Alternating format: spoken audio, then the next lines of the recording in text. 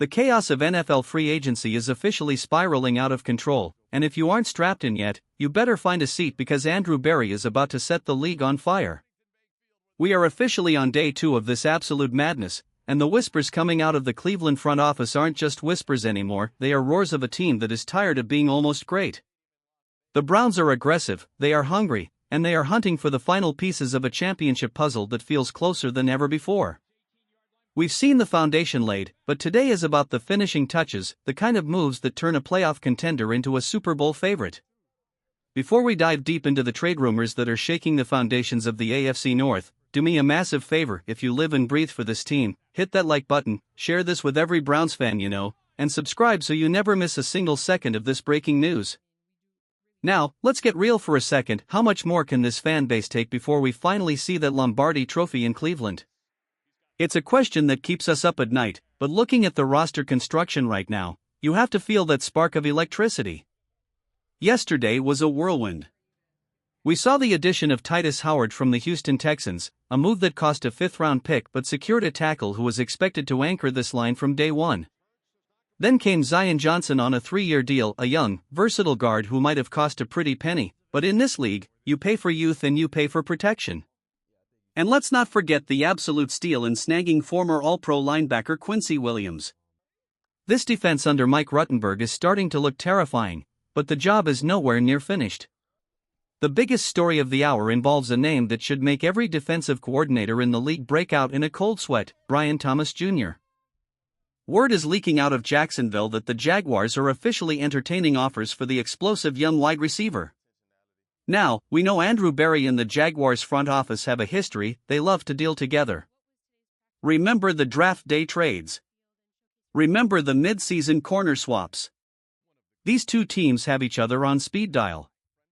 Brian Thomas Jr. is only 23 years old, standing at a massive 6'4", and while last year was a bit of a statistical dip for him, the talent is undeniable. We're talking about a guy who cleared 1,000 yards as a rookie and showed flashes of being a true alpha on the perimeter. Imagine a wide receiver room featuring Brian Thomas Jr. alongside Jerry Jeudy, Isaiah Bond, and Cedric Tillman. That isn't just a depth chart, that's a nightmare for secondaries.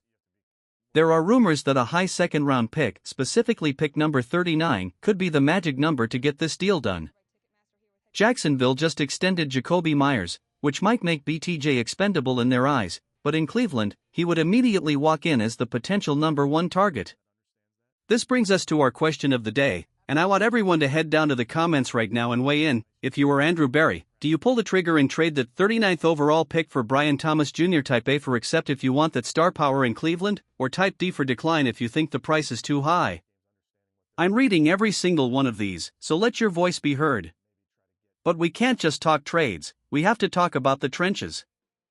The offensive line was the Achilles heel of this team last year, and Berry seems determined to make sure that never happens again. Enter Rasheed Walker. The former Packers tackle is still sitting there on the market, and frankly, it's a shock he hasn't been snatched up yet. He's 26 years old, an elite pass protector, and exactly the kind of ascendant talent this front office covets. Is he going to be expensive? Absolutely. But when you look at the landscape of the NFL, a blindside protector is worth their weight in gold. If the Browns want to ensure their quarterback stays upright, paying a premium for Walker is a move you make 10 times out of 10. Speaking of former Packers, what about Romeo Doubs? If the trade for BTJ falls through, Doubs is the ultimate safety net signing. He's 25, reliable, and has a knack for finding the soft spots in his zone. He's the kind of receiver who won't just help you move the chains, he'll catch 70 balls a year and never complain about his role. Between a high-end left tackle like Walker and a steady receiver like Doubs, which one is the bigger priority for you? It's a tough choice, but that's the beautiful reality of day 2 of free agency, the options are still there for the taking. Now, if you want to talk about a perfect world scenario, we have to discuss Taylor Decker. The fact that Decker is even available after asking for his release from Detroit is a gift from the football gods. He has a decade of experience, he only allowed 2 sacks all of last season, and he stands as a mountain of a man at 6'7". He is the ultimate bridge player. If the Browns decide to draft a tackle in the first round, there is no better mentor in the league than Taylor Decker. He brings that Motor City toughness to the dog pound, and seeing him in brown and orange would be a dream come true for anyone who appreciates technical, dominant offensive line play. But wait, there's more. We need to talk about the tight end position. We saw how much success this team had last year with 2 tight end sets, and while David Njoku is the undisputed king of that room, he needs a partner in crime. Chigozie Okonkwo is a name that is picking up massive steam. He's often compared to a younger version of Njoku, hyper-athletic, a vertical threat, and a mismatch for any linebacker in the league.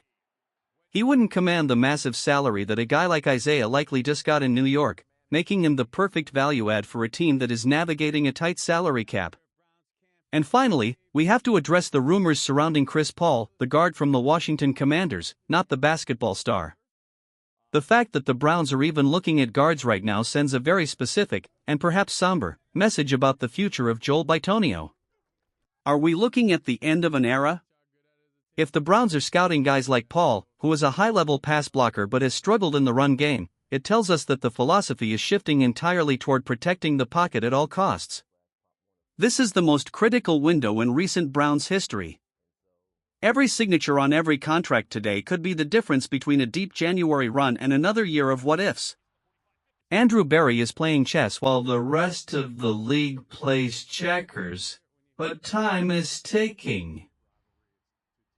The talent is on the board, the cap space is being manipulated, and the fans are ready to explode.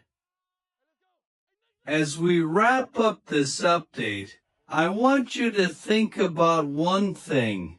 If you could only pick one player, one single name from everything we discussed today, to be officially announced as a Cleveland Brown by sunset, who would it be?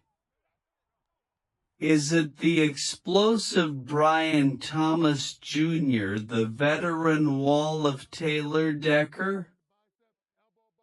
Or the young upside of Rashid Walker? Drop that one name in the comments and let's see who the consensus favorite is. The news is moving fast, and I'm going to be right here to break it all down the second it happens. Make sure you're subscribed and your notifications are on, because the next time you hear from me, it might be to announce the biggest trade in franchise history.